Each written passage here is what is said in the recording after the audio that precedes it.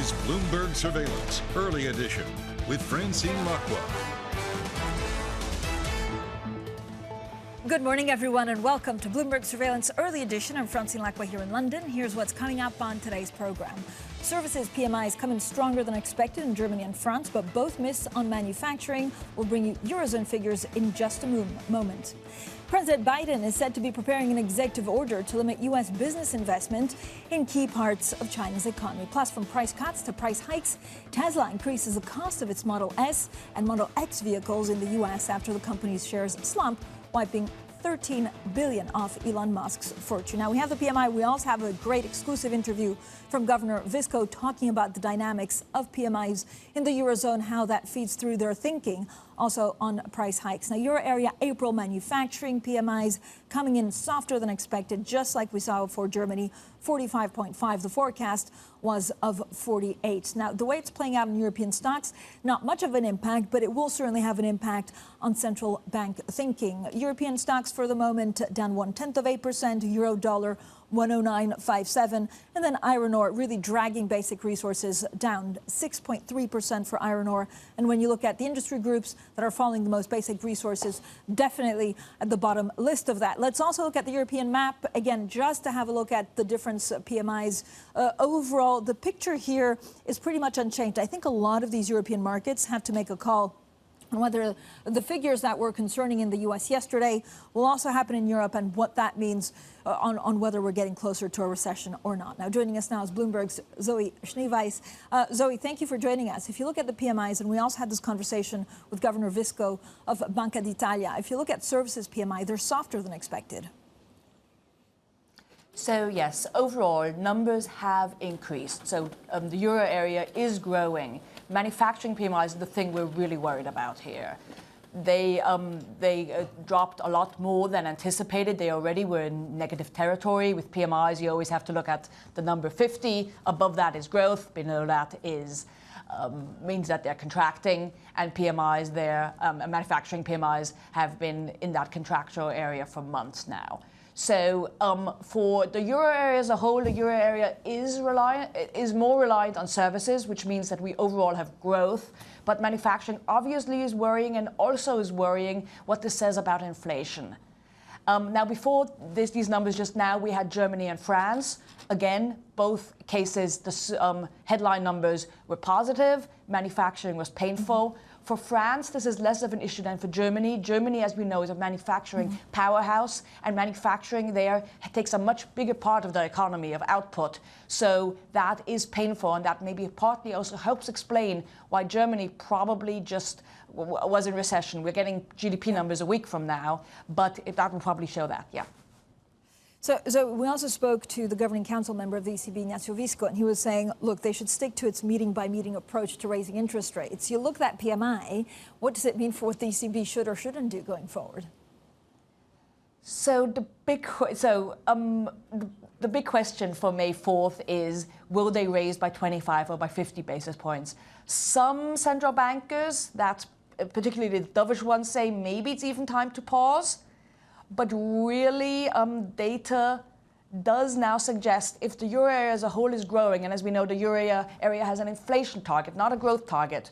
But if it's growing, then that growth is something they don't need to worry about. So it could mean that they're more aggressive.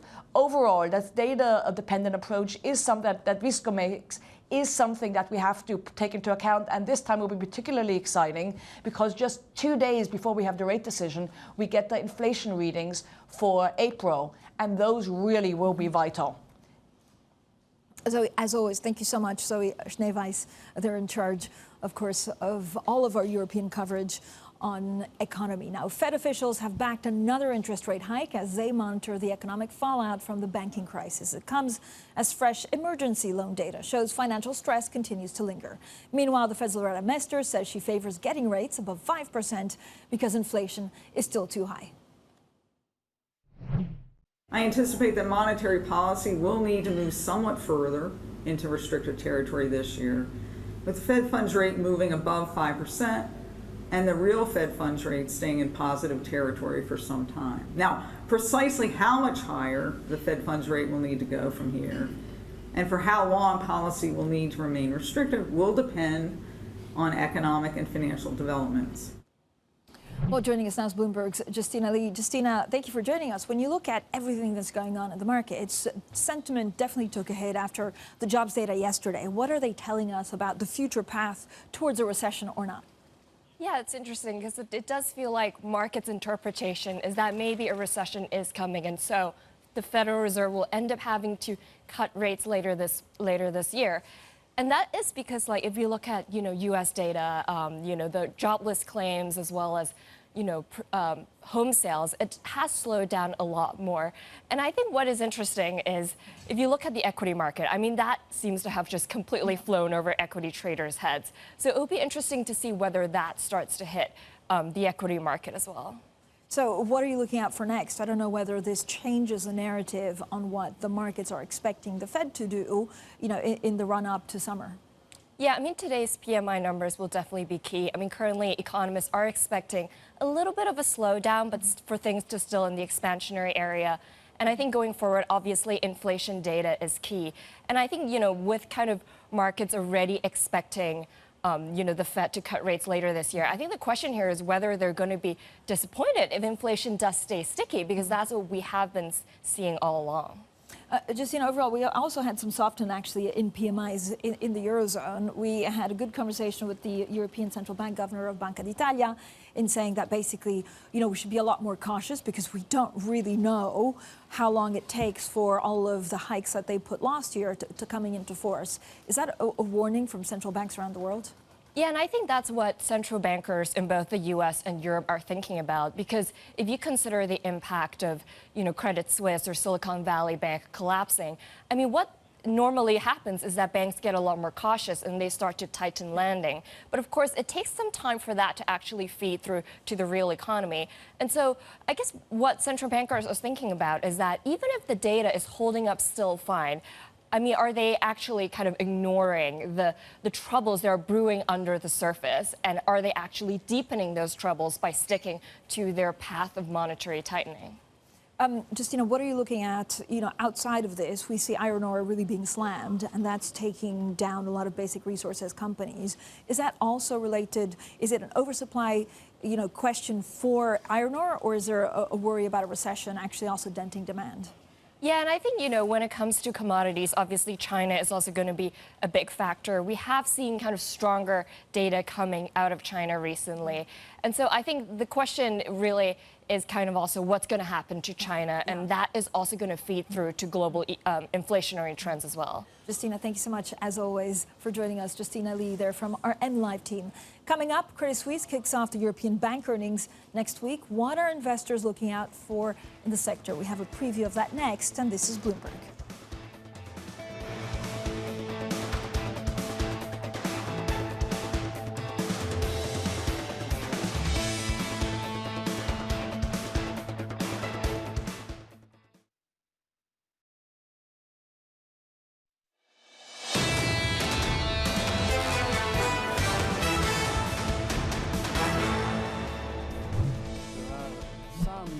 Financial stability risk that we are understanding, not really relevant, directly relevant for the euro area, but contagion may be there and risks may be there. Well, that was our exclusive interview with the Bank of Italy Governor Ignazio Visco. Now for more, let's bring in Joost Beaumont. He's head of bank research at ABN Amro. Joost, thank you so much for joining us. So many questions about central banks and about the interplay, actually, between how central banks view inflation, what they do on hikes, and how the markets are interpreting it. What's the biggest mistake right now that a central bank could do? Well, that's a difficult question, of course. They indeed need to strike a finely balance between fighting inflation and preserving financial stability. I think it would be wrong for central banks if they would ease a little bit the fight to inflation, as that could cause more damage along the road. But on the other hand, they also need to look quite closely how the economy evolves, how bank balance sheets develop. But actually, I heard the interview with Mr. Visco, and he also said that banks are in a pretty good shape. And indeed, from a solvency perspective, this is indeed the case. So Joost, what does it mean for where you want to be invested in at the moment? We also saw some weak jobs data in the US. We saw some weak PMI data here in Europe. Are you looking at regionally, or do you really need to go for certain sectors more than others? Well, in terms of where do you need to be invested in, if you look, for instance, as head of bank research, I closely look at banks. And what we're seeing is, of course, the Q1 figures so far from the US banks, from the most US banks were better than expected. We also see investors being pretty optimistic again after the tensions flared up after the failure of Silicon Valley Bank. So if you look for Euro bank spreads, basically they are back at levels where they were before the tensions started. That in a way seems to match the good bank fundamentals. But on the other hand, I think financial markets and investors are not pricing in the weak economic conditions that are ahead of us. Joost, what's the one thing that you wouldn't be buying right now? Is there something, and you know, everything's flagged as commercial real estate is the next thing that will go under. What if it were something else? Do you worry about parts of the market, whether it's liquidity or shadow banking, that the rest of the market is not focused on yet?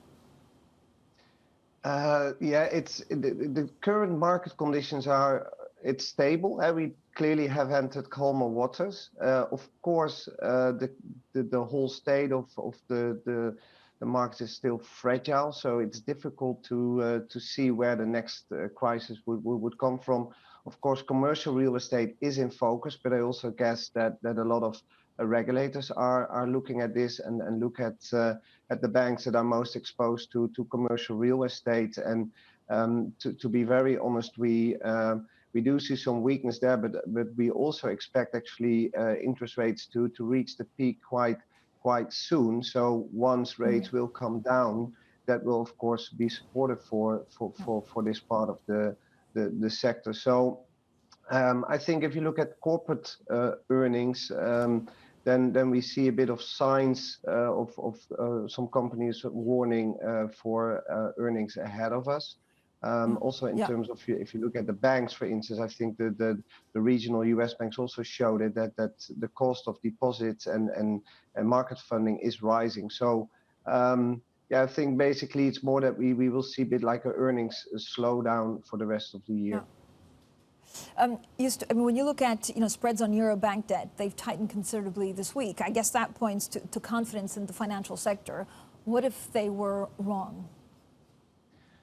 Yeah, if they're wrong, then spreads will spike again, of course. So that's clear. I think the lessons, of course, regulators are also looking at the lessons that they want to learn from the failure of the Silicon Valley Bank, but also the rescue of Credit Suisse. So it's clear that the Financial Stability Board, the Bank of International Settlements, they all say we will look at it. We might come with additional measures to limit risks ahead of us.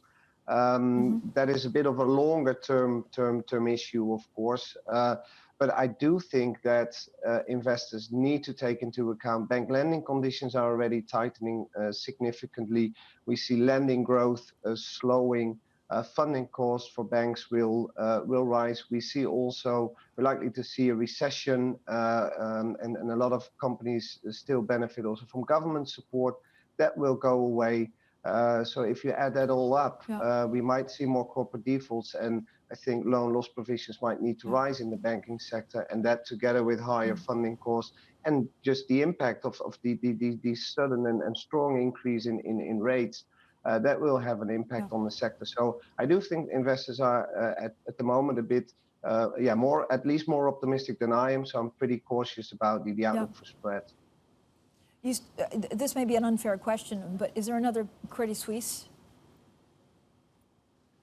Now there will always be another bank that will run into trouble over time, but at the moment I don't see really big troubles ahead. If you talk about solvency, but I guess the biggest lesson we have learned from everything that happened in March is that it's all you need trust as a bank, because if there's no investor trusting you any longer, then the money can flow out quite quickly, and then you can have a high CET1 ratio, good liquidity buffers, but that is not helpful. So that is also, to be honest, something that might be interesting for regulators to think about as well. We've seen, of course, these failures in the U.S., the rescue of Credit Suisse.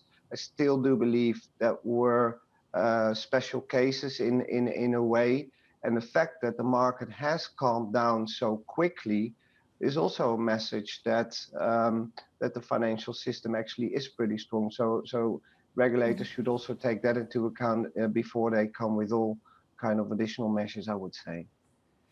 Joost, thank you so much. Joost Beaumont there, head of bank research at ABN Amro. Now, coming up, Biden aims to unveil limits to American investment in Chinese firms in the coming weeks. So we'll bring you that story next. And this is Bloomberg.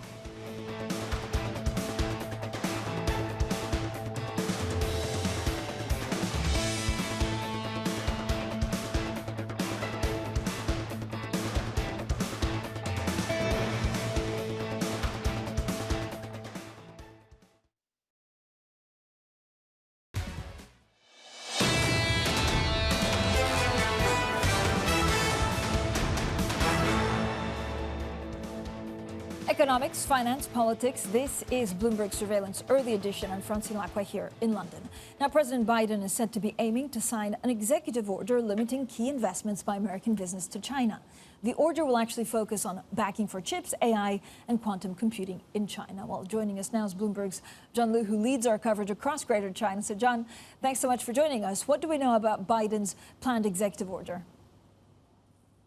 So what we know is that the objective of these orders is to stop China's military from being able to close the sleeve that the United States has over Beijing at the moment.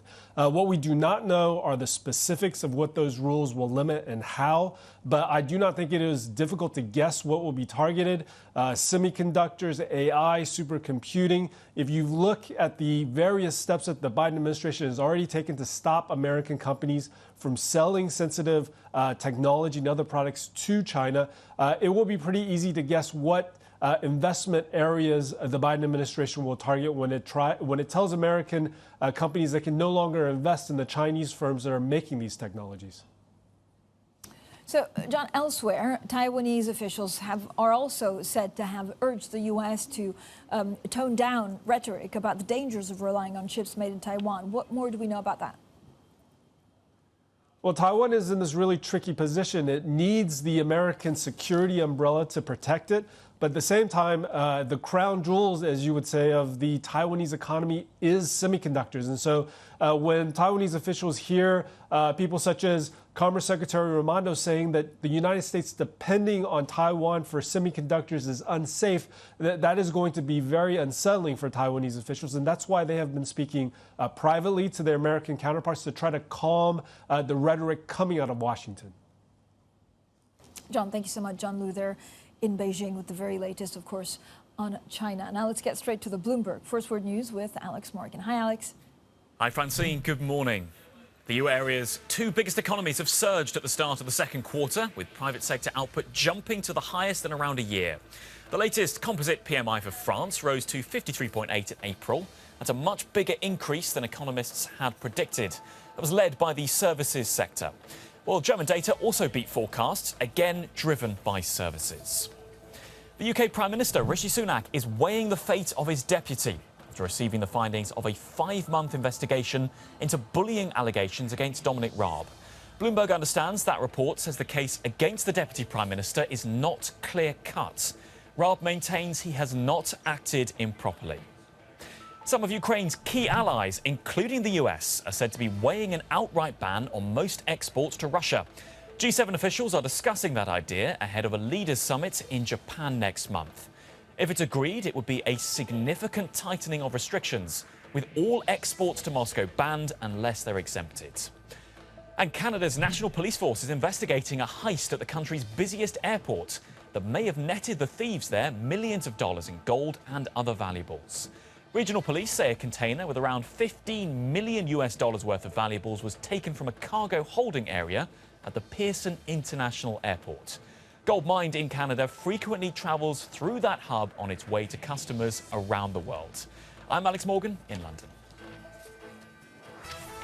Thank you so much, Alex. Now, coming up, UK PMI data is due in just a few minutes. We'll bring you the latest update, of course, on the UK economy as well. If you look at European indices, so sentiment a little bit lower after we had some discouraging data out of the US yesterday. We'll have plenty more also with economic upswings, whether that intensifies with services. This is Bloomberg.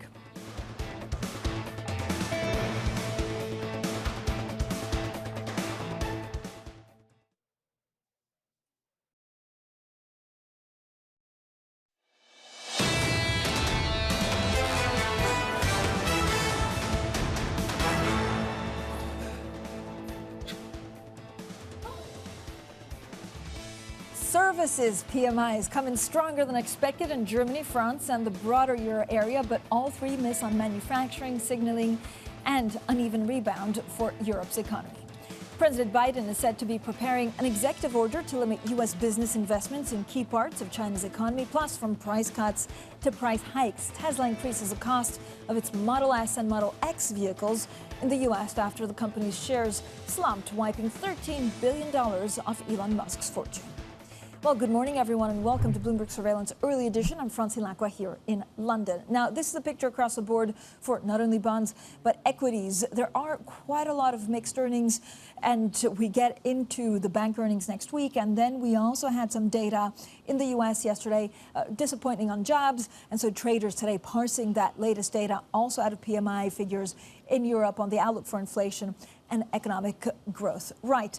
This is what we're seeing in UK PMIs. So UK April services PMI rising to 54.9. So this is actually better than expected. If you look at what we saw for the Eurozone and for Germany, it was worse than expected. Services PMI here in the UK, better. We were expecting 52.8.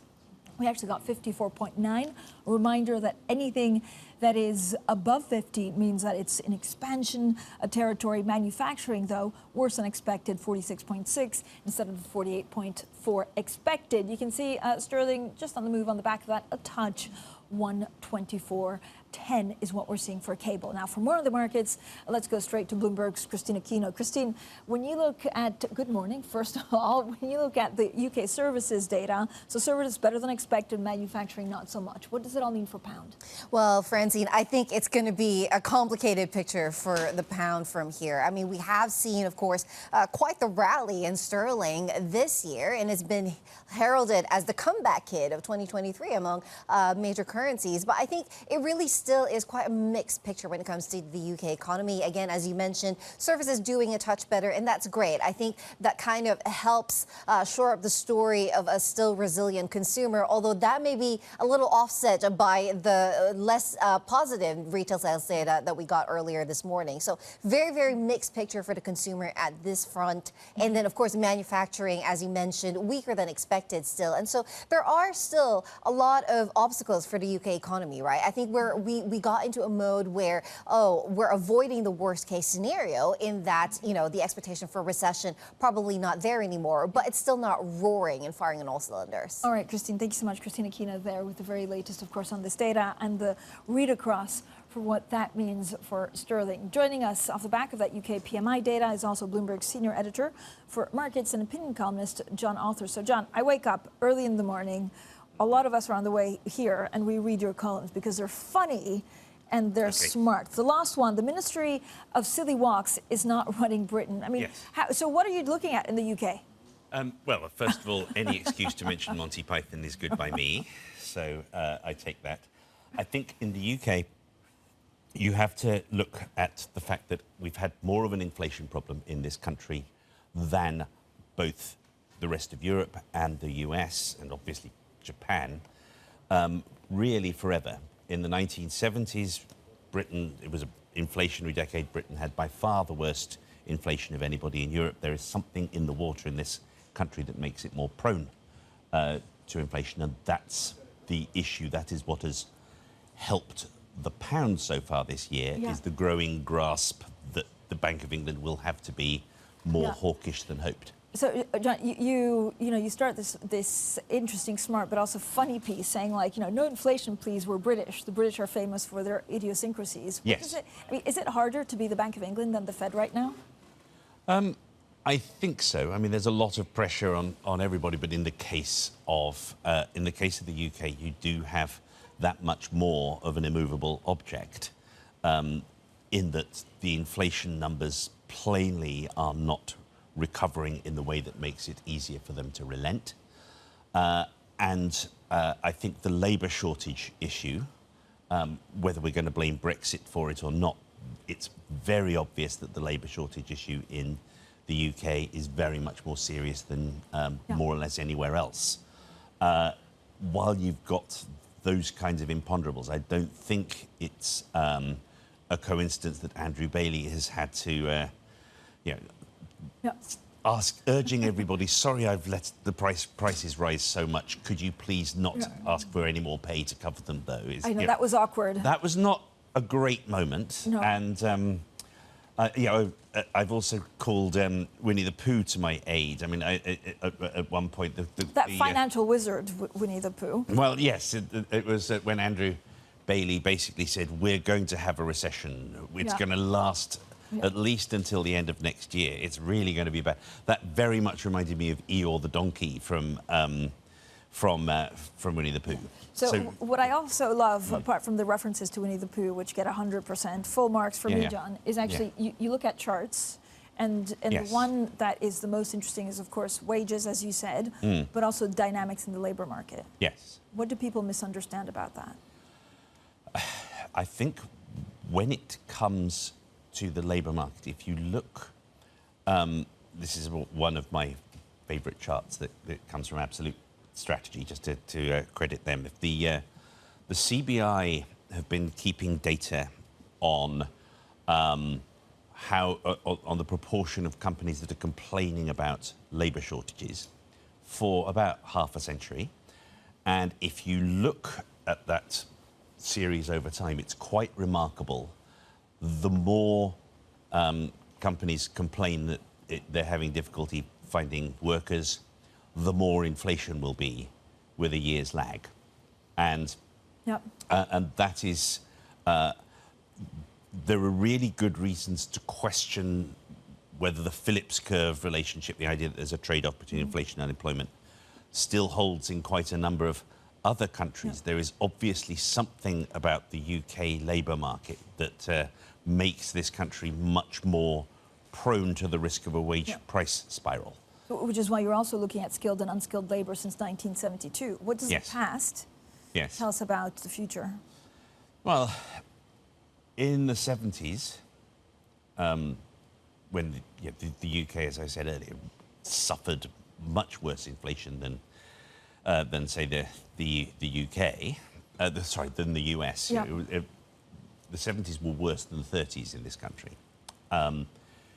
Again, you saw what's happened with that degree of a breakdown with Labour.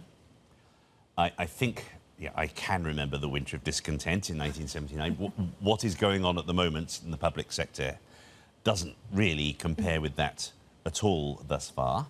But when you have large public sector unions asking for double-digit pay rises and getting quite a lot of public sympathy, which wasn't the case back in 78, 79, that suggests again that there is an incipient wage price spiral here in a way that there isn't elsewhere.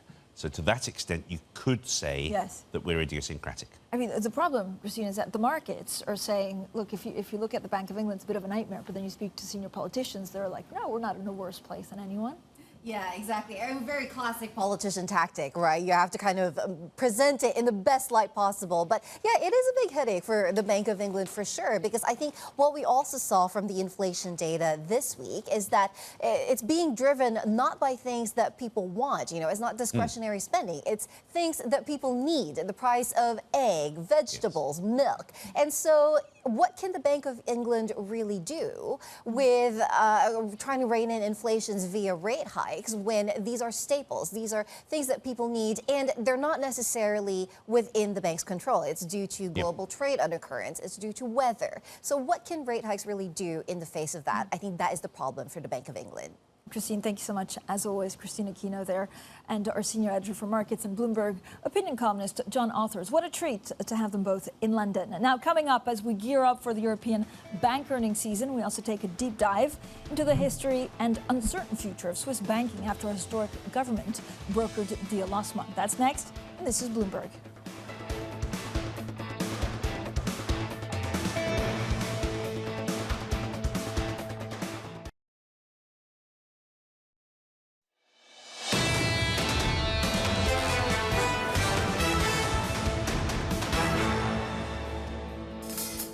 When you think about Switzerland, what do you think of? You think of mountains and skiing, you think of luxury watches, beautiful chocolate, and banking. Banking is super important in Switzerland, both from a GDP and economy perspective, but also just as a national identity. People are actually proud of their banks, and a lot of people work in finance. Well, there's just historically a lot of expertise here when it comes to banking, particularly around banking for those who are rich. That went quite well up until it didn't. UBS buying Credit Suisse. This ends a 166-year run for Credit Suisse. It was a historic day and a day we hoped would not happen. UBS now, after the takeover, has provided stability, but it creates a potentially bigger problem in the future.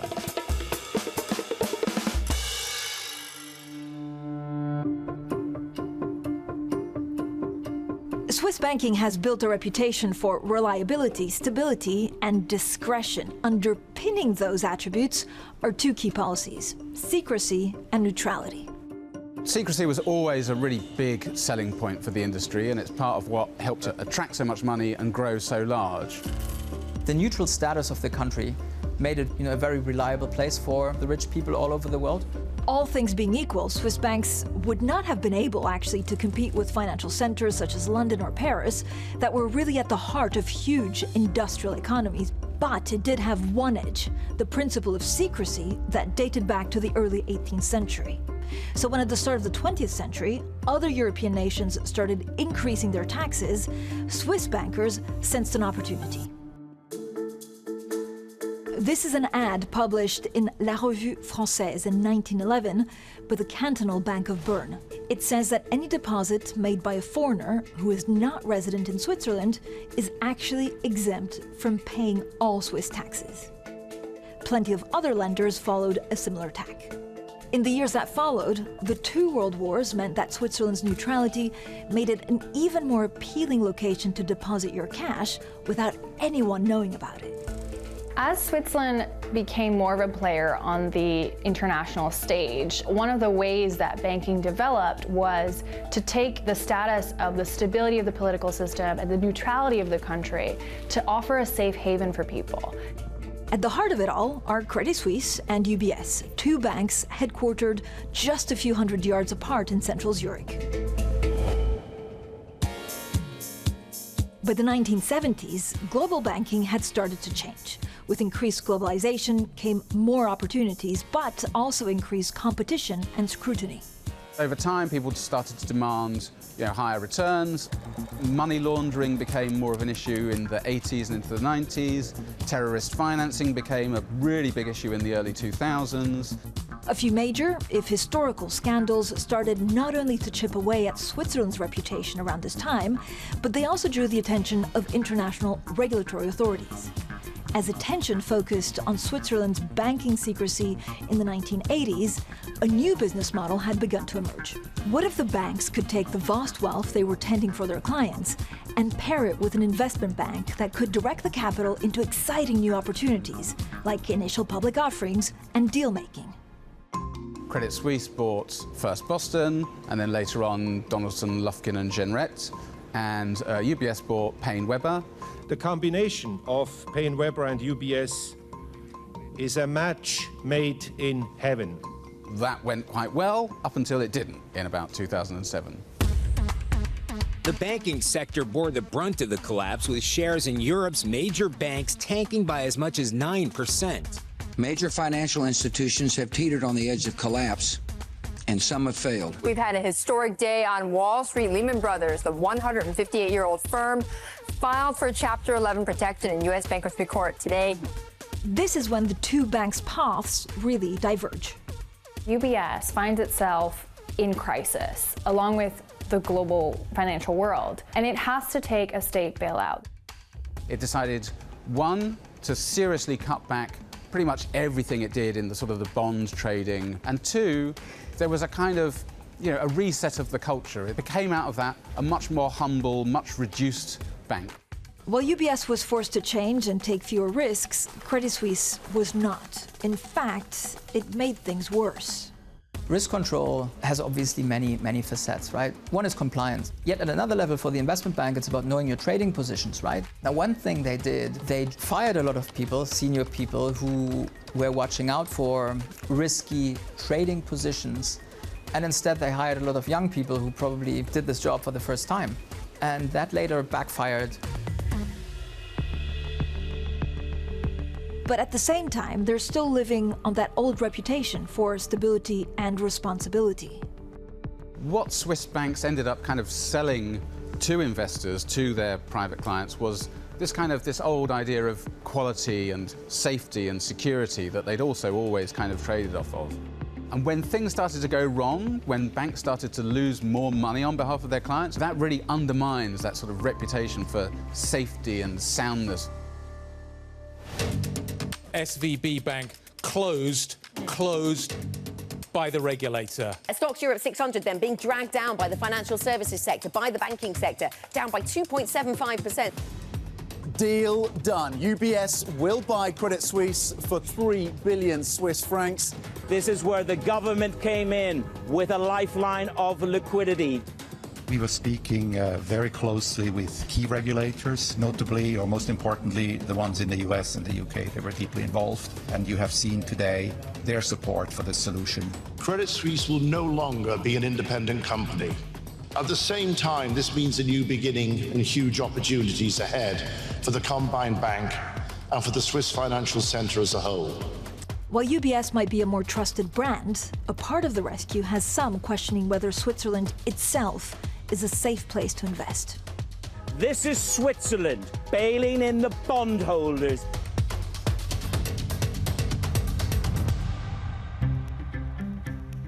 Typically, bondholders take precedence over shareholders. That means the people who loaned the company cash get their money back before the people that own the business.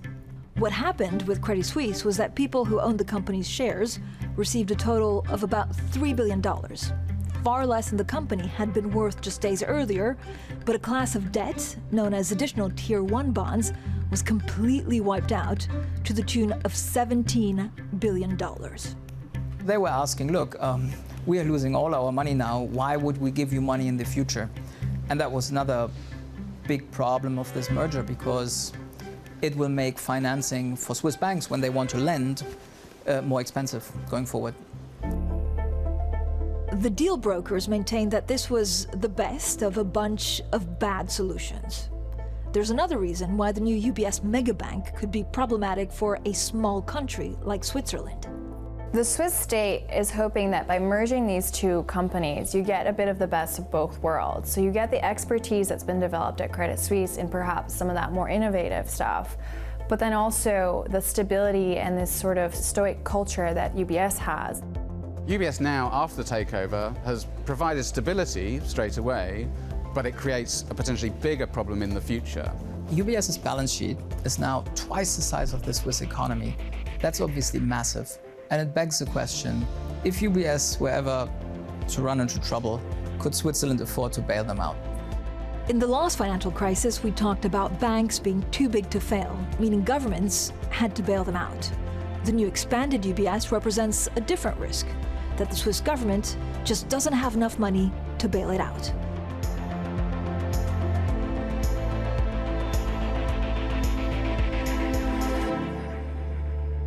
Our special report looking there at the history and future of Swiss banking after the government broker deal to take over Credit Suisse. You can also find it on all of our social platforms. Now, speaking of Credit Suisse, the bank is due to report on Monday, kicking off the European bank earnings season. UBS will also be reporting on Tuesday, along with Santander. Keep it right here on Bloomberg as we bring you the numbers at terminal speed. Now, we did have an interview with Mr. Visco of the European Central Bank. He's governor of Banca d'Italia, saying, look, the ECB must heed contagion risks, and he's also worried about a credit slowdown. He says the ECB should proceed cautiously with any future interest rate hike, as credit growth has been slowing and financial stability risks have been persisting. He spoke to us a very short time ago right here in our headquarters in London. This means, of course, that we'll look forward to what the ECB then has to say next week. We're also getting a lot of breaking news out of the UK. This is Dominic Raab. He is the Deputy Prime Minister, and there had been a lot of speculation about whether he could stay on the job after allegations of him bullying staff really came at the forefront. Breaking news in the last 5 seconds. The UK Deputy Prime Minister, Dominic Raab, has resigned. Coming up, Tesla raises some of its prices after shares slump on first quarter results. We'll discuss that next. And this is Bloomberg.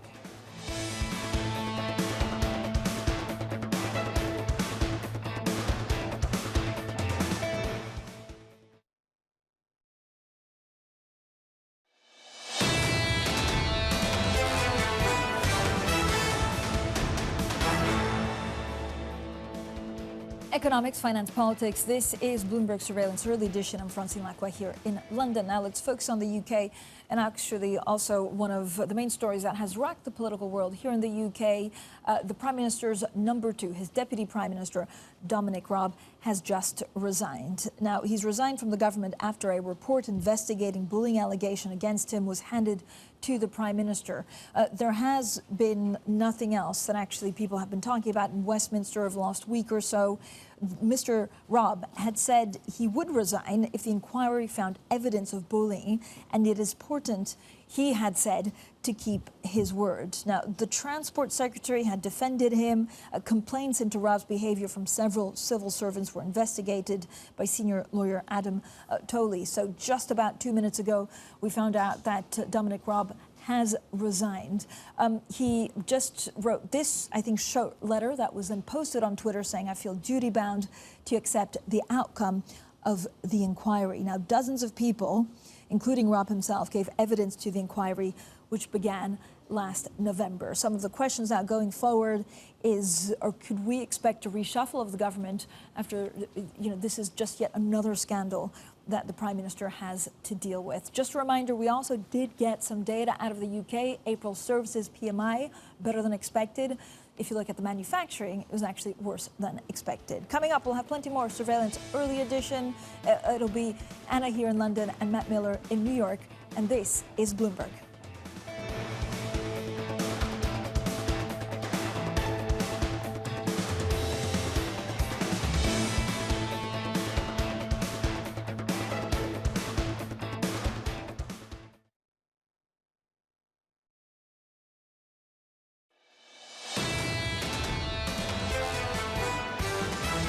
The banking situation is clearly important. It tightens financial conditions. It tightens access to credit. We're still dealing with the echoes of the crisis, which are going to slow the economy, hit the banking sector, and make a recession even more likely as the year ticks forward. Well, I think in the end of the day, the crisis is too strong a word, and words like that get used a lot. There was a fair amount of disruption for a few weeks there. Overall, the banks are preparing for the recession if and when it comes. And I think capital generally is moving in the right direction. This is Bloomberg Surveillance Early Edition with Anna Edwards and Matt Miller. It's 10 a.m. in London, 5 a.m. in New York, and 5 p.m. in Hong Kong. Our top stories today. Federal Reserve officials are backing another interest rate increase. At the same time, they're watching the fallout from strains in the banking system. Russian arms sales to India grind to a halt. Both countries are trying to find a way for payments to be transferred without violating U.S. sanctions. And Elon Musk's wild ride. In one day, one of his SpaceX rockets exploded, Tesla shares plunged, and his fortune shrank by almost $13 billion. Welcome to Bloomberg Surveillance Early Edition. I'm Anna Edwards in London with Matt Miller in New York. And Matt, here in London, where I am, everybody distracted, of course, by this latest political news flow surrounding the resignation and the Deputy Prime Minister. There was a report into whether he was bullying his staff. And so that's certainly the domestic consideration. Back to the global news agenda then and the global market moves. We see everything related to commodities under a little bit of pressure today. Yeah, absolutely. And we're going to check on iron ore in just a second. But we also see oil, for example, although not moving very much, at a pretty low level, regardless of the fact that we had stockpiles come in weaker than expected. And we had obviously that surprise cut a couple of weeks ago by OPEC Plus. It doesn't seem to be helping the price rise much higher. Take a look at S&P futures right now. We're just up about 0.04 of 1%, so unchanged. And we've moved down because futures were higher just 2 minutes ago when I was sitting at my desk. So they're coming down a little bit. Yields are coming down a little bit as well. On the 10-year, you can see 352.99. We had gone up to 360 to start this week, and now we're coming off a little bit. Here's NYMEX crude. I was just talking about the fact that we're not moved very much, only up a nickel right now, but still holding at a pretty low level considering the fact that we've seen drawdowns in terms of stockpiles and we've seen cuts in terms of announced production from OPEC Plus. Nonetheless, that price, had been $83 last week, and now we're looking at $77. Bitcoin coming off again today, another $128 down to 28,082. So we're looking at a decent drop below the 30,000 level that we pierced earlier this week. Take a look at what's going on in Asia. We had some big gains in terms of stock, or some big losses in terms of stocks there. The broader MSCI Asia Pacific down only 0.75%, but the Hang Seng down more than 1.5%. And when you look elsewhere in China, especially in the mainland, also 2% drop there.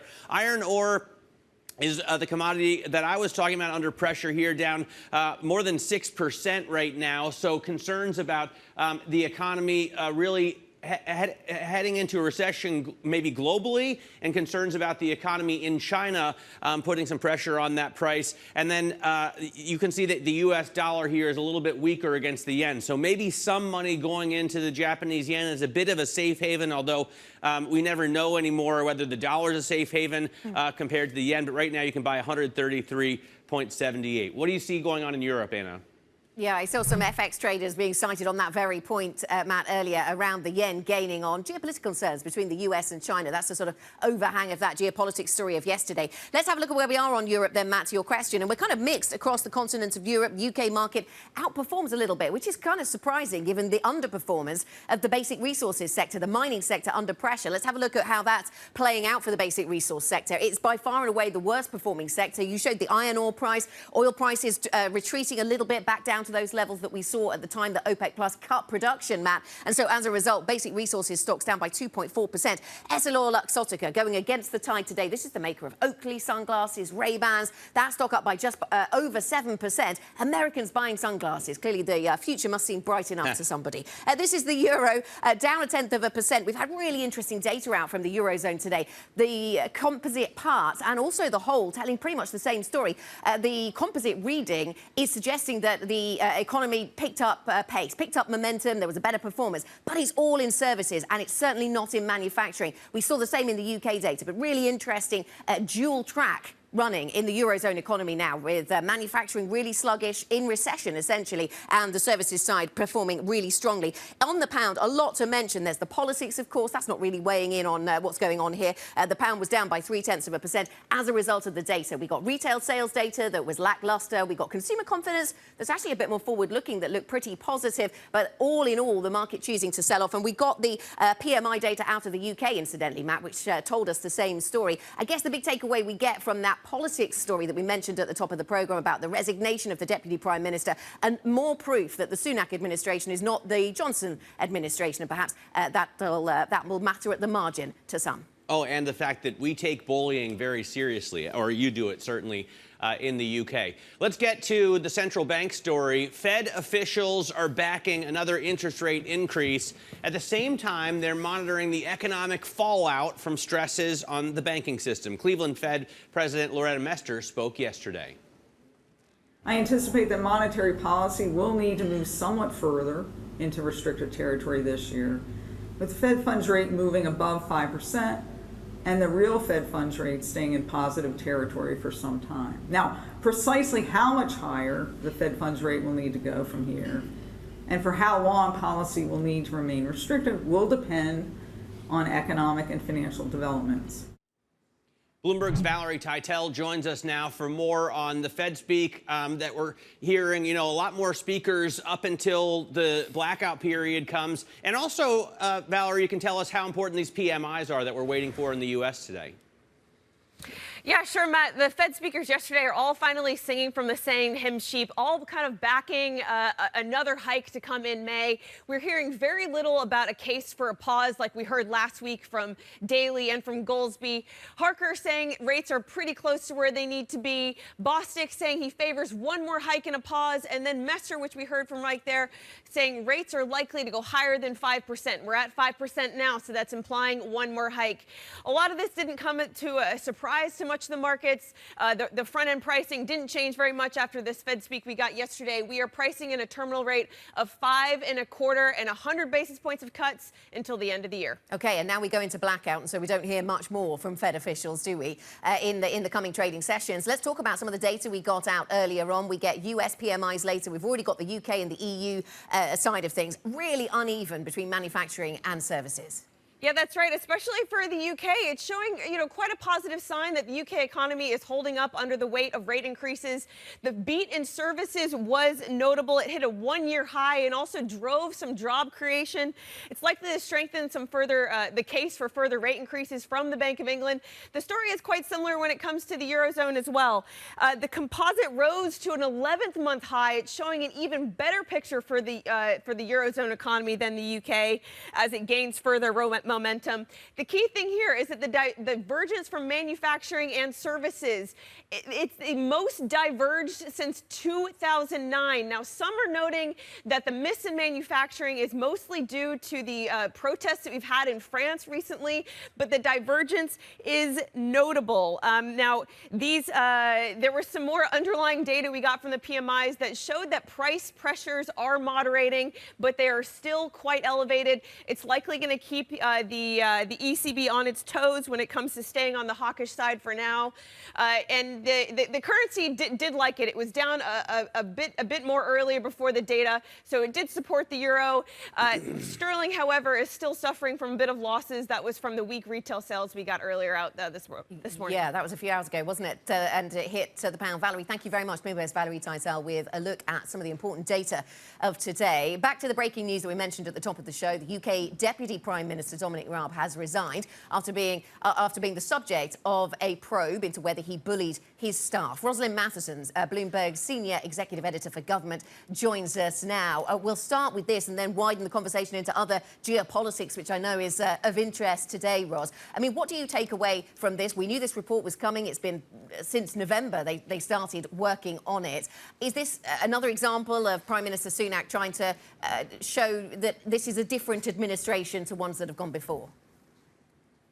Well, certainly that seems to have been the call that he's made, because he was clearly wrestling with his decision for several days, what to do, because, of course, Dominic Raab is a key backer of his and has been for some time. And Dominic Raab, of course, was insistent that he'd done nothing wrong against all these allegations made against him.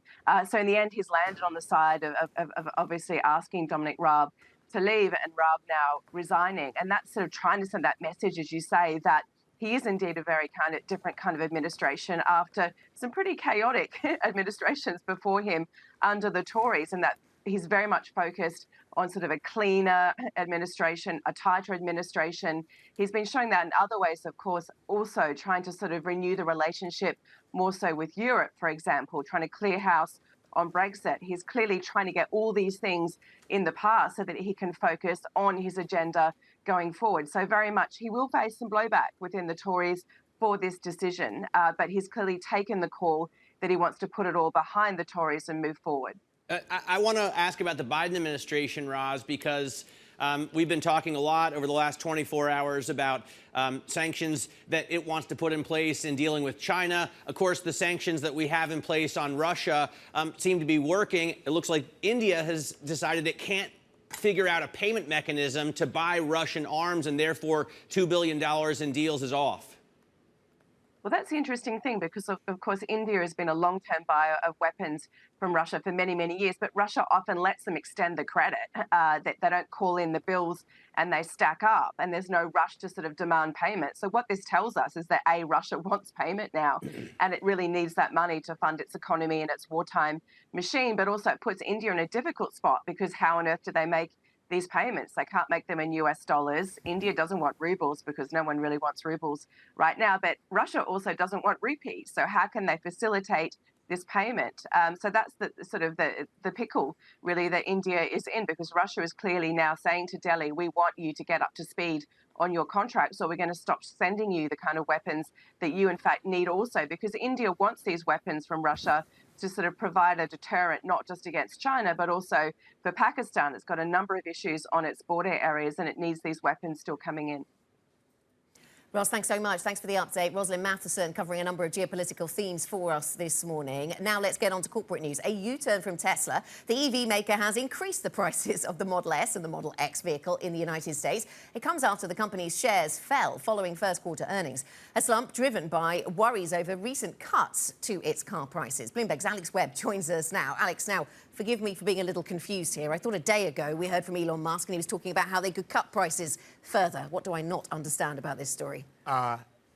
These are not models that sell huge volumes. I think that's the key thing to remember here. They're looking at the Model S and the Model X. These are, models that sell sort of in the order of 50,000 or so, maybe a little bit more units a piece. So it's, a good thing to tell the market, we're not cutting all the model prices, particularly given the fear that investors have about commodification. The reason they invest in Tesla, a lot of them anyway, is because the growth is really good, but it's increasingly profitable growth, or sort of has been.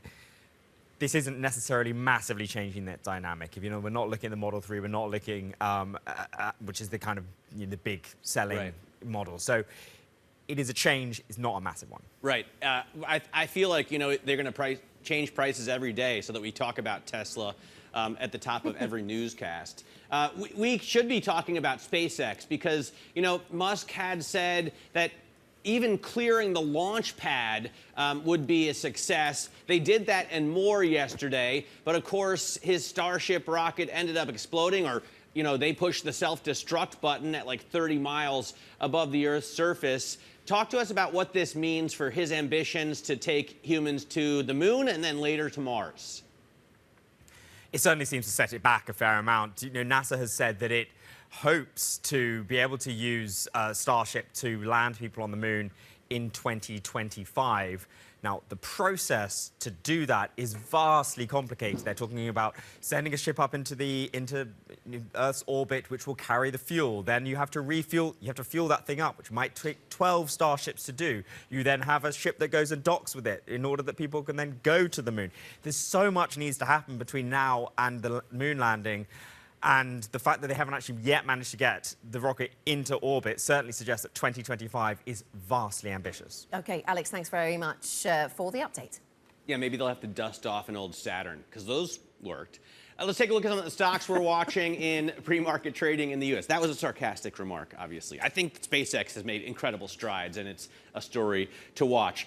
Tesla, on the other hand, is one that seems a little bit wishy-washy in terms of pricing, as you pointed out. They've cut prices 6 times, but as Alex was telling us, those were on the really high volume models, the Model 3 and the Model Y. They're raising prices on the S and the X. They're already expensive, and they're getting a little bit more expensive. So the shares are coming back up a little bit, 1.5% in the pre-market. We'll see what happens when the trade kicks off, cash trade kicks off in a few hours from now. BuzzFeed is shutting down its news operations completely. So this stock coming up a little bit in the pre-market, but of course it's a penny stock trading at 81 cents with an 8% gain. We also heard that Business Insider, I think it might just be called Insider now, is cutting staff about 10%. So not great news for professional journalism across the U.S. There's a company called Wish, which is kind of like an auction website that sells a lot of different goods, a wide assortment of goods. It's rising in the pre-market 20%, so gaining by a fifth after announcing a $50 million share share repurchase program. It's not a huge company, so that's a big amount in terms of the shares out. And as a result, you see a big pop this morning in the pre-market trade. Anna? Coming up on the programme then, Matt, we'll talk to Kokou Agbubloa, Société Générale's Global Head of Economics, Cross-Asset and Quant Research. What does he make of that really divergent picture within Europe today between manufacturing and the services side of these economies? We'll also talk to Norway's Sovereign Wealth Fund. It returned $84 billion in the first quarter. We will speak with the Deputy CEO, Trond Grande. That conversation coming up later this hour. Plus, Brian Moynihan says banks are in good shape. The Bank of America CEO spoke with Bloomberg's David Weston yesterday. The good news is the basic industry has reported good earnings across the board. Deposits have come down, but that's intended by the Fed taking money out of the system. It's got to come out of somewhere. Banking system is what they want to do to, frankly, make credit tighter and help slow down the economy. So that's gone on.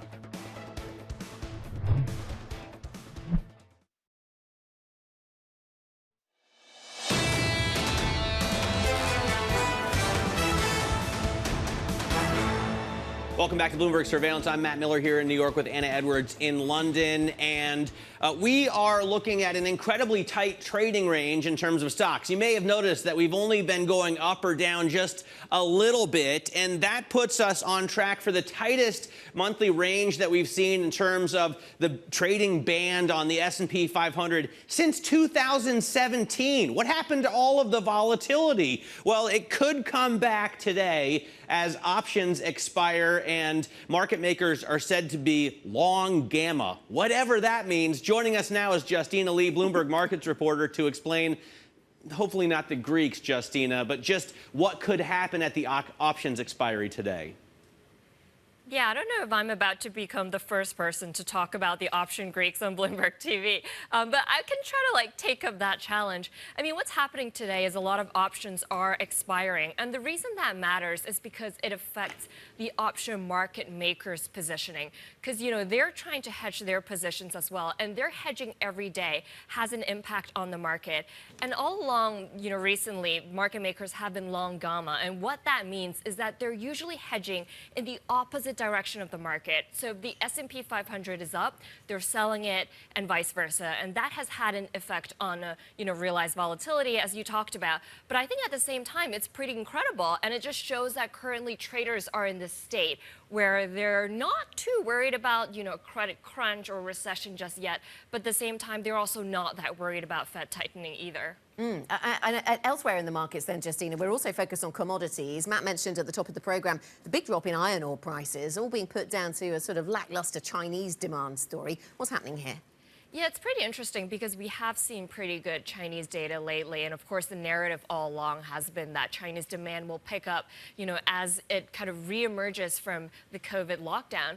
And I think so it's kind of interesting that we are seeing not that strong Chinese demand. But at the same time, obviously, we also have to consider that against supplies. And it seems like supply has been pretty ample relative to that demand. And we've also had the Chinese government, grumbling a little bit about iron prices as well. OK, so maybe there's a supply side too. Thanks very much, Justina. Bloomberg's Justina Lee with the latest on markets. And you can get market analysis on the Markets Live blog. That's where you'll find it on the Bloomberg terminal. MLIV Go is the function to use. This is Bloomberg.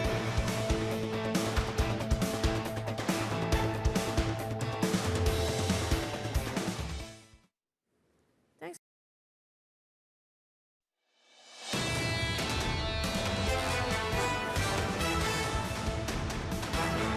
Now keeping you up to date with the news from around the world, here's the first word. President Biden will crack down on U.S. investment in key parts of China's economy. Bloomberg has learned that he'll sign an executive order in the coming weeks that will limit investing in Chinese semiconductors, artificial intelligence, and quantum computing. The president is hoping to get the backing of its G7, of the U.S.'s G7 partners. Meanwhile, President Biden may formally launch his re-election campaign as early as next week. The president's aides have planned for the possibility of making a video announcement to coincide with the anniversary of his previous campaign launch. He has been signaling that he intends to seek a second term next year for quite a long time, making it somewhat of an open secret. In Canada, police are investigating an airport heist that may have resulted in thieves getting away with millions of dollars worth of gold and other valuables. It took place at Toronto's International Airport, the country's busiest.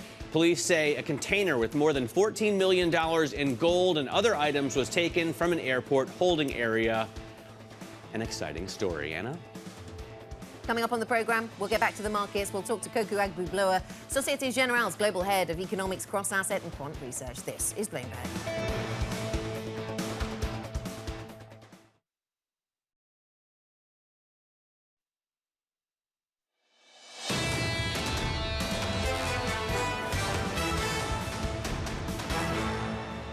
This is Bloomberg Surveillance Early Edition. Here's what you need to know. Federal Reserve officials are backing another interest rate increase. At the same time, they're watching the fallout from strains in the banking system.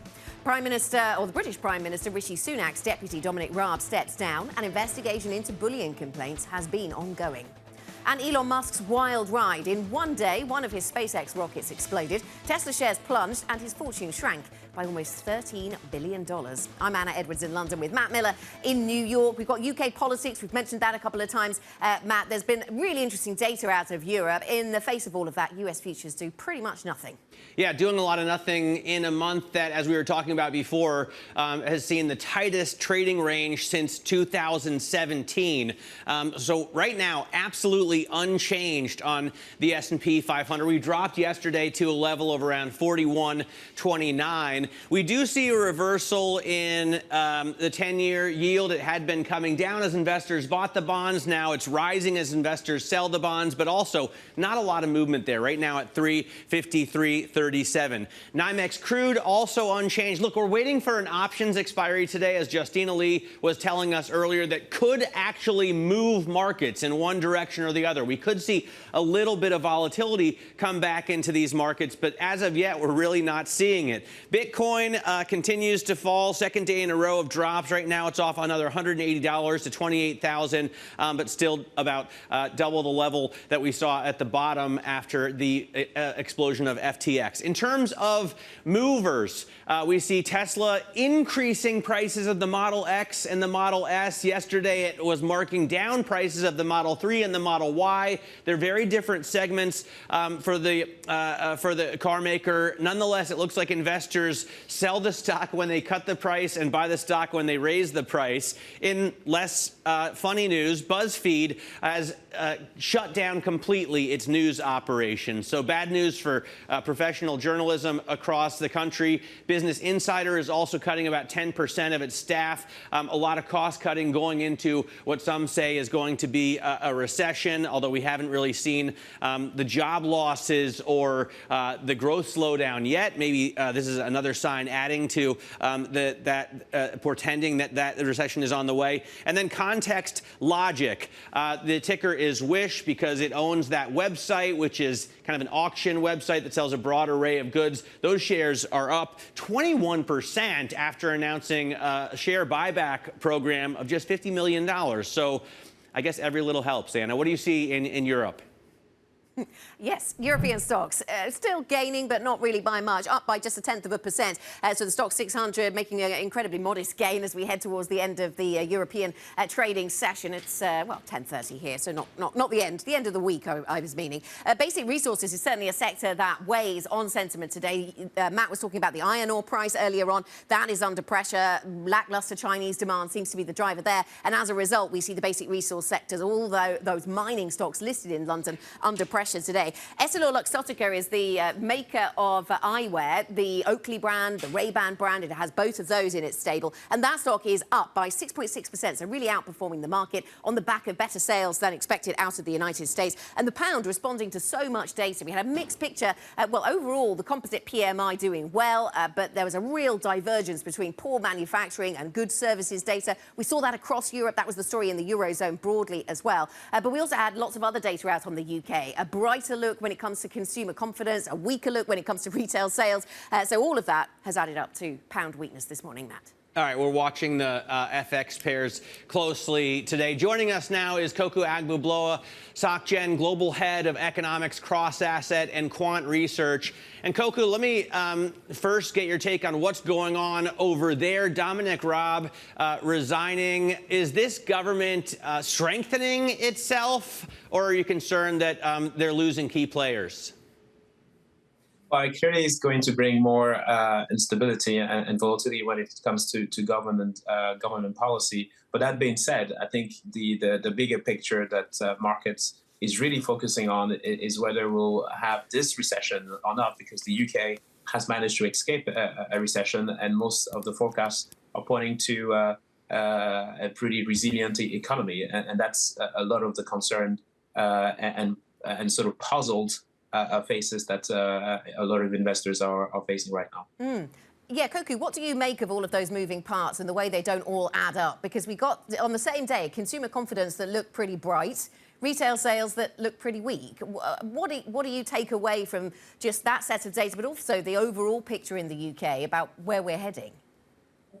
Absolutely. I think it is a phenomenon that is pretty much widespread, and it's something that was mentioned in the press. It is essentially greedflation, or the ability of companies to pass on sort of higher prices, and sometimes to protect their profit margins, but also in cases higher than what their input costs would dictate. And this has led to a situation where profit margin have been pretty stable.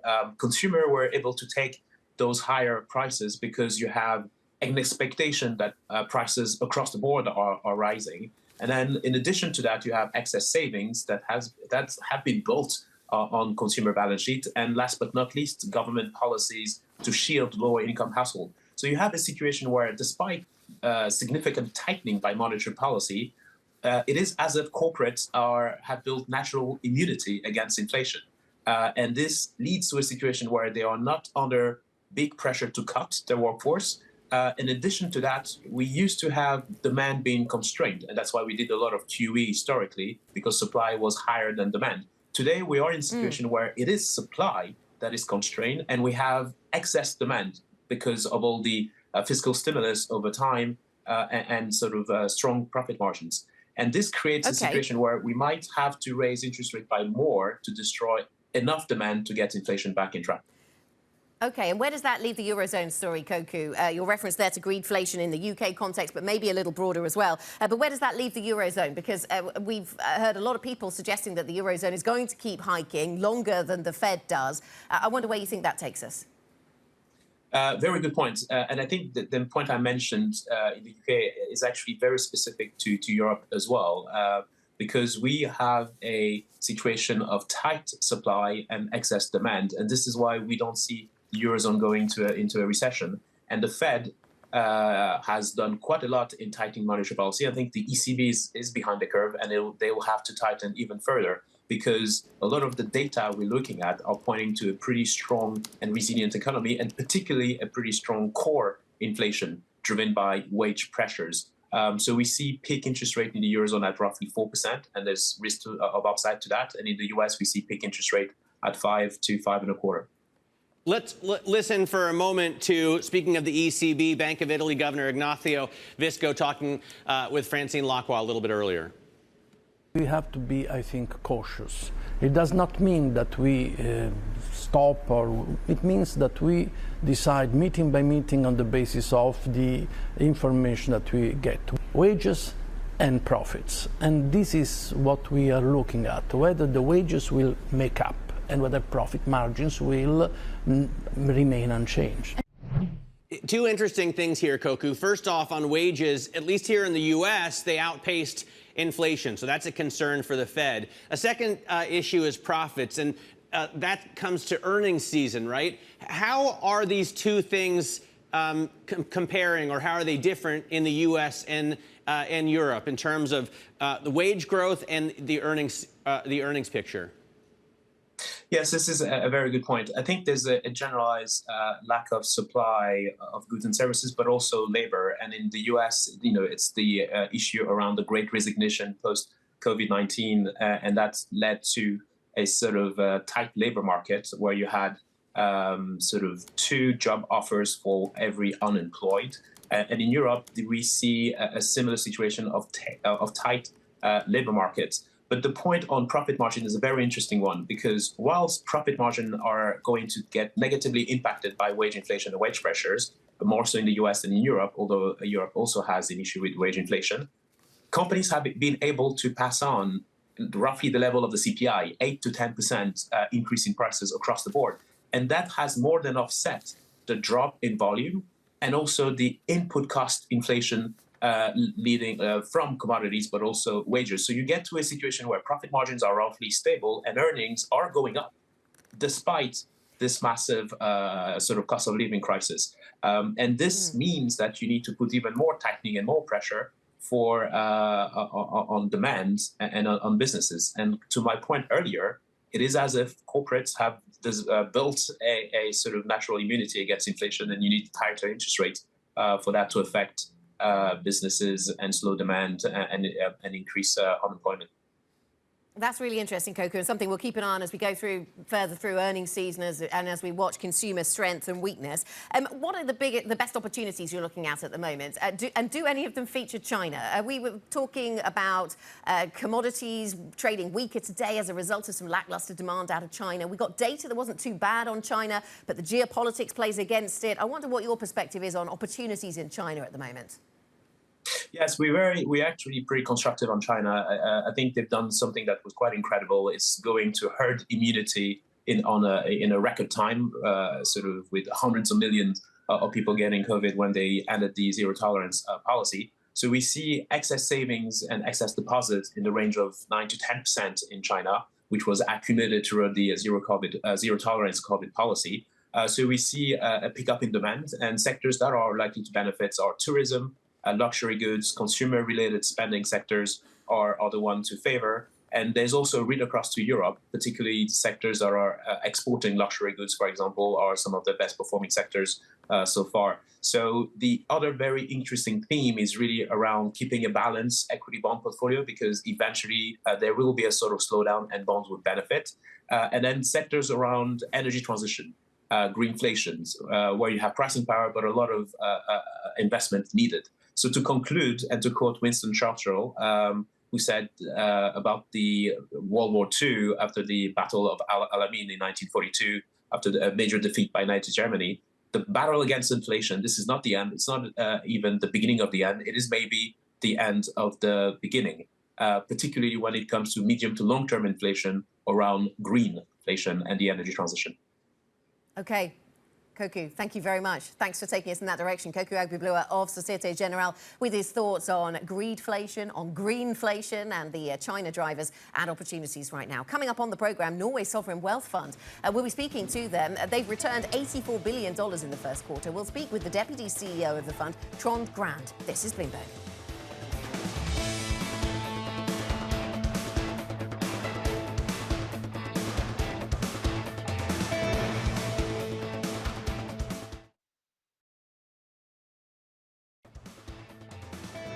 This is Bloomberg Surveillance Early Edition. You're looking live at the Principal Room. Coming up later today, an interview with Kay Bailey Hutchison, former US Ambassador to NATO. That's at 5:30 p.m. New York time. This is Bloomberg.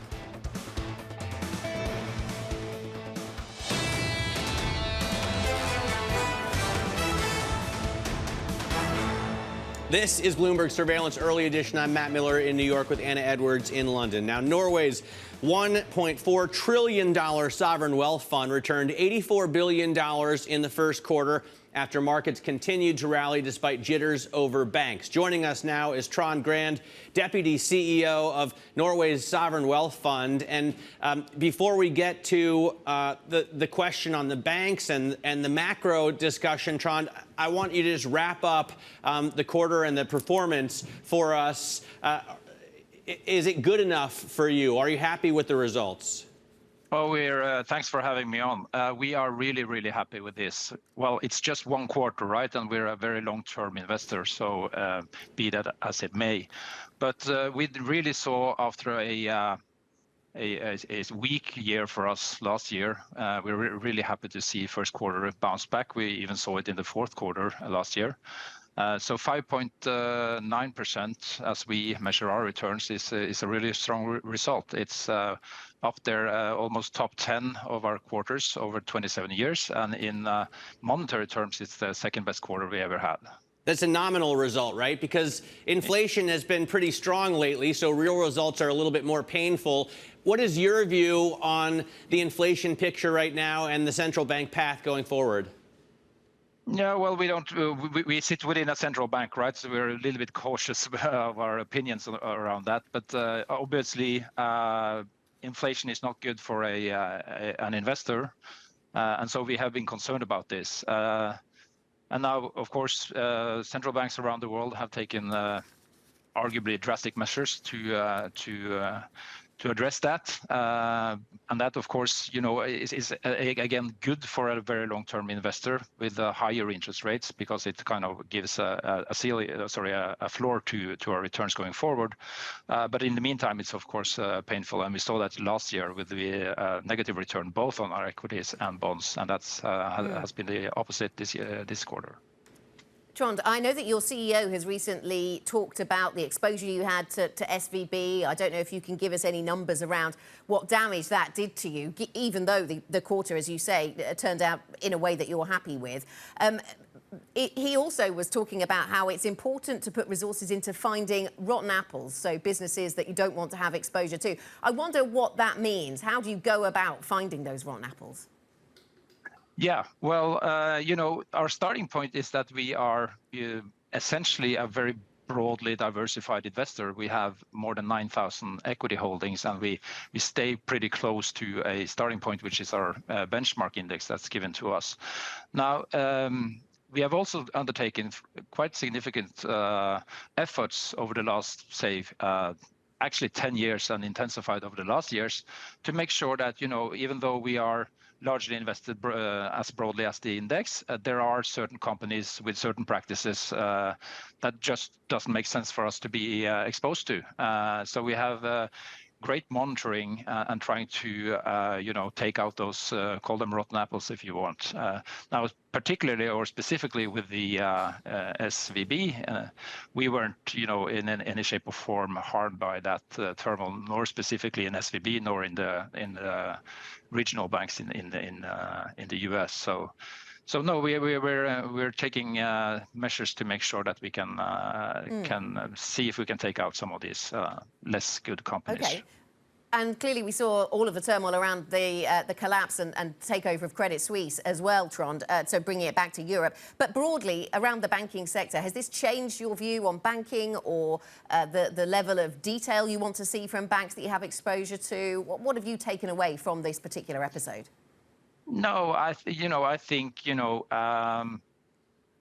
I joined the fund 15 years ago, just before the financial crisis, and a lot of things were put in place, regulatory requirements and so forth, that I think makes for a more robust financial system as we have it today. And I think what we saw wasn't really a credit event in any shape or form. It was more liquidity and poor risk management, to be honest. And of course, you might need to expect to see that when you have such rapidly and forcefully increasing interest rates. Not everybody is prepared for that. Trond, can I go back to the SVB issue and just ask, because our reporting shows you had a $160 million equity stake in SVB just before the collapse, about $100 million in bonds. I get that this is small potatoes compared to the amount of assets under management you have, but when you say your portfolio wasn't harmed by SVB, do you mean that you're going to recover that investment? No, I mean, it's a little bit of a broader picture, right? So you had SVB in particular, but there were other banks as well. So, we do active management of our portfolio. And what I'm saying is that, from that, if you kind of want to ring fence it to the regional banks in the U.S., we fared pretty well through that turmoil. That's what I'm saying. Yeah, I think also your business has been talking about getting more exposure to private equity. I understand at the moment you have stocks, bonds, real estate, renewables assets, and private equity is a bit of a talking point. What is it about private equity do you want to get exposure to? And would that be only listed private equity because of the transparency that would come with that? Well, yes, it would not be only listed private equity. That would kind of maybe a little bit defeat the purpose. So this is the way it works here in our fund, is that we take great caution to evaluate how we best can position the fund for the really, really long term. And what we've seen are some developments in the listed markets where fewer companies choose to list. The ones that choose to list, they're typically larger, older, meaning that more of the value creation has happened before it comes to the exchange. And so we're seeing that trend, and we believe that is a long-term, more kind of trend to continue, and hence we think it makes a lot of sense for a long-term fund to also capture some of that value creation. I mean. And then we're talking unlisted, and many are concerned about the illiquidity, but this fund is certainly well positioned to stomach illiquidity. Trond, speaking of illiquidity, what is your view on the risk posed by commercial real estate, especially, the need to refinance, especially here in the U.S.? I have investors writing in all the time asking about, how worried they should be when it comes to the CRE maturity wall of $500 billion a year. It sounds very scary. What's your take? We don't have a particular view on that. I mean, obviously, the good thing is that everybody's aware of this, right? And so I think it's also, you have to remember it's in both the interest, I believe, of the banks and the borrowers to find good solutions, right? Nobody is better off if something bad happens. So I think obviously it's a big challenge, but I think it's something that can be worked through. It just strikes me that these are some of the rotten apples you may be finding when you sort through your barrel. Trond, great to have you on the program. Thank you so much for joining us. Trond Grande there, Deputy CEO of Norway's gigantic sovereign wealth fund. Now, speaking of big funds, hedge funds are raising more money at levels not seen since before the pandemic. And the 2024 crop could include one of the largest startups in years. Joining us now for more is Bloomberg's Hema Parmar. She wrote the story on the Bloomberg terminal this morning on this subject. Hema, thanks so much for coming on so early in the morning. Talk to us about some of these launches, some of them incredibly highly anticipated and raising, big dollar amounts. Yes, so we're seeing a number of multi-strategy fund launches this year. Two of them run by ex-Citadel executives. One of them expected to launch with about $2 billion later this year, another one with about 1.7. So these are pretty sizable launches in this environment, both of those multi-strategy, multi-manager funds. And then there's Bobby Jane over at Millennium, who's considering launching a hedge fund next year. And we hear that if he does go ahead with those plans, he could be one of the biggest launches that we've seen in years. Hema, good morning. What does this tell us then, that these funds are able to launch in such a sizable way?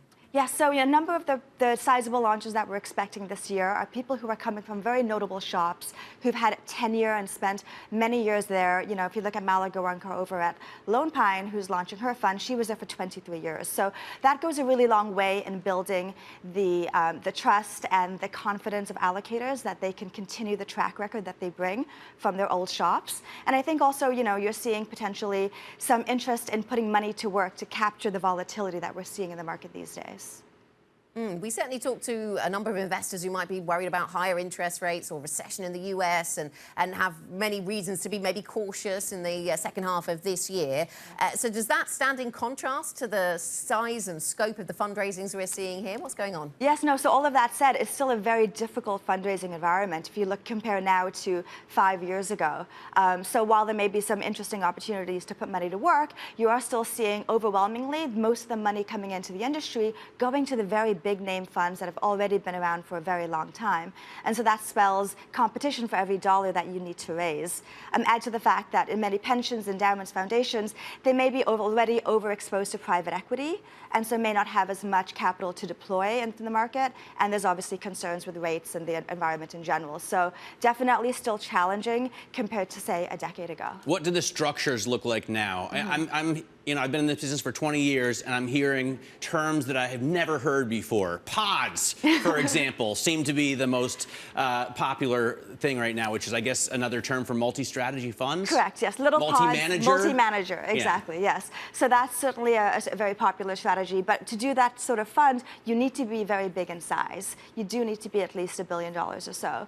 But as for the funds that are smaller and emerging, they are thinking about fees and maybe lowering them down. Starting a fund with a leaner team to be cost effective, being more work from home friendly for your talent, being more open to SMAs, separately managed accounts, which are increasingly popular, and thinking about outsourcing parts of your business. So these are the newer ways of, or what you might need to really consider to launch a fund nowadays compared to many years ago. All right, Hema, great to get you on the program. Thanks so much for joining us. Hema Parmar, they are talking to us about hedge funds. That's it for early edition. Bloomberg Surveillance, the OG, is up next. They're going to have Priya Misra on the program of TD Securities, among others, as we await the PMI data.